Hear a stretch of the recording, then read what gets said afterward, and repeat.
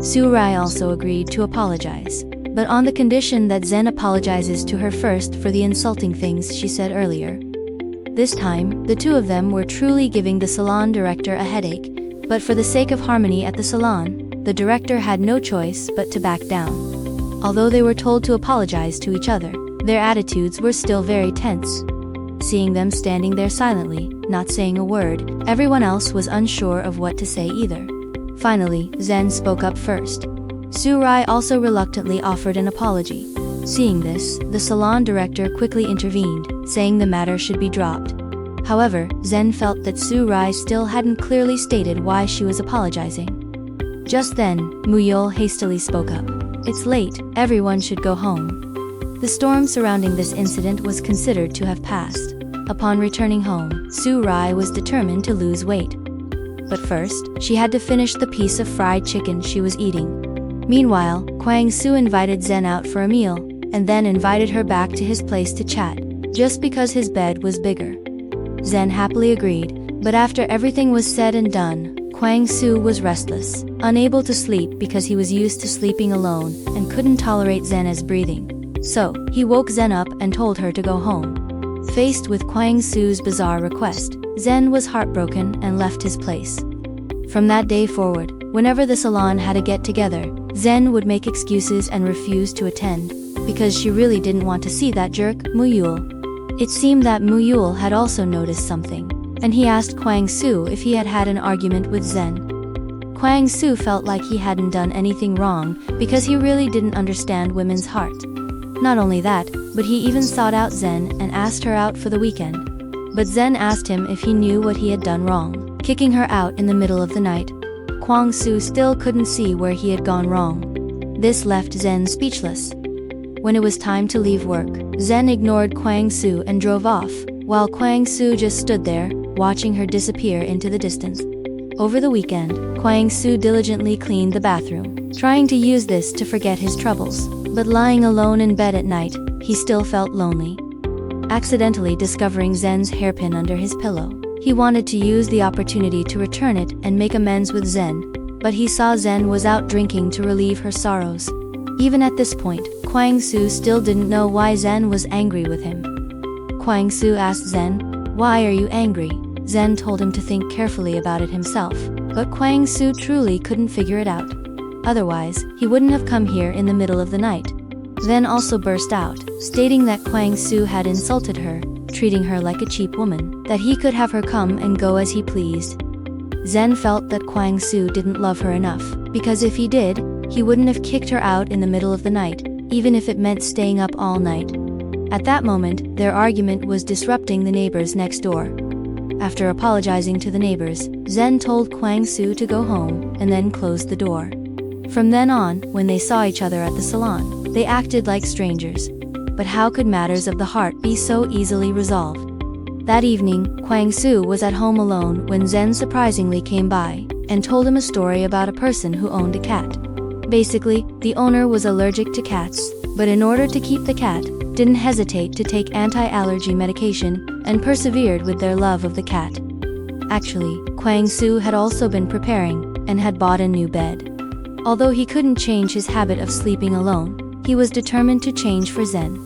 It can be said that the road of love cannot avoid bumps along the way, but if they are determined to stay together, are understanding and tolerant of each other, then they will definitely sustain their love. Because the client Kwang-soo had to serve was someone who was nearing the end of their life. For the first time in his life, Kwang-soo broke his routine to do hair outside the salon.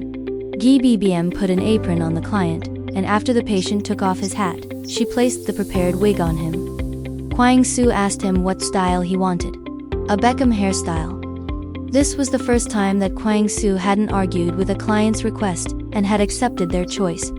The patient was trying to sit up straight, and despite his pain, he was bearing it, just so he could leave a beautiful image before his departure. It turned out that the director had been diagnosed with diffuse large B-cell lymphoma last March. Upon receiving the results, he was thunderstruck, as if the entire sky had collapsed. Initially, his wife and children were constantly by his side, but as time passed, life returned to normal. His family treated him as if he were an ordinary person, completely disregarding the fact that he was a patient. At times, the director didn't even know what he should do, nor what he wanted.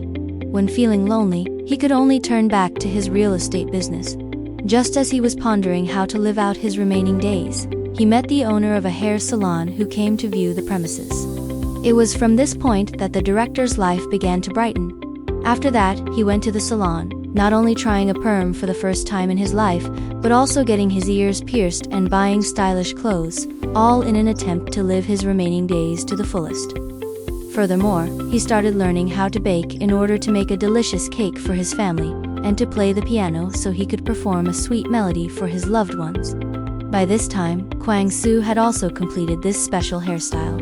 GBBM hastily handed him a mirror to look at himself. His pale face cracked into a forced smile before Kwang-soo left. The director's wife insisted on paying for the service, but Kwang-soo adamantly refused to take anything other than the haircut fee. After Kwang-soo and GBBM departed, the director's wife called a photographer to take one last family photo. The director's solo picture became a masterpiece of his life. Moo embraced the BBM, their eyes locked. He wanted to discuss life with her because they had been dating for several months and still hadn't graduated from the first stage. Just as Muyil was preparing to enter university, he was unexpectedly stunned by a phone call. GBBM startled awake, also shocked by Muyil's reaction. Not being accepted into university, Muyil dejectedly left GBBM's house. The following day, after work, Muyil helped GBBM with her hair. The reason Muyil was in such a rush was that he had received his military enlistment orders. This meant it would be a long time before they saw each other again.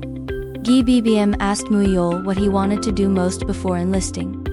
Muyil said he wanted to go out with GBBM, like an overnight stay. Upon hearing Muyil's request, GBBM fell silent, unsure how to respond. GBBM returned home distraught. This question had puzzled her for a long time. Having never been in a relationship, she didn't know how to face this situation. Later, GBBM sought out Zen. She wanted to ask what she should do when facing Muyil's request. No, absolutely not, Zen said, believing that once they entered university, GBBM would have to bear all the consequences herself. Furthermore, Muyil making such a request before enlisting was really going too far. If Muyil truly wanted to go to university, then he should wait until after his service. However, things unexpectedly took a turn. The next day, when GBBM went to the salon, Zen sought her out and said that she hadn't been thinking straight lately and had spoken incorrectly yesterday. In reality, when two people are together, the important thing is not when they enter university, but whether GBBM is willing for Muyil to be her first man. Enlightened by Zen, GBBM began preparing her things to go on a trip with Muyil. She packed everything she could think of, worried about missing something. When Palm Muyil saw her luggage, his jaw dropped. Was she going on a trip or moving house? Looking at the pile of stuff GBBM brought, Muyil couldn't help but be surprised. He joked, "Are you going on vacation or moving houses?" Muyil and GBBM set off on their trip. They enjoyed their time together, creating beautiful memories. While on the road, having never been in a relationship before, GBBM decided to look up some information online. But the content that popped up startled her, almost being caught by Muyil. The two arrived at the resort as they had wished. Muyil took GBBM out for a romantic dinner, after which they strolled along the beach. However, when the crucial moment arrived, GBBM suddenly became shy. She stayed in the bathroom for ages, refusing to come out, which worried Muyil. He thought something had happened to her in there. He hurriedly found a spare key to open the door, at which point GBBM truly found herself in a dilemma.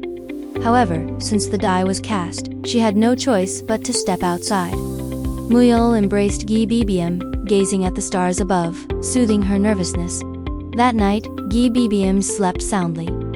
An elderly man with social anxiety stood in front of a hair salon for a long time without daring to go inside, which made everyone in the salon curious.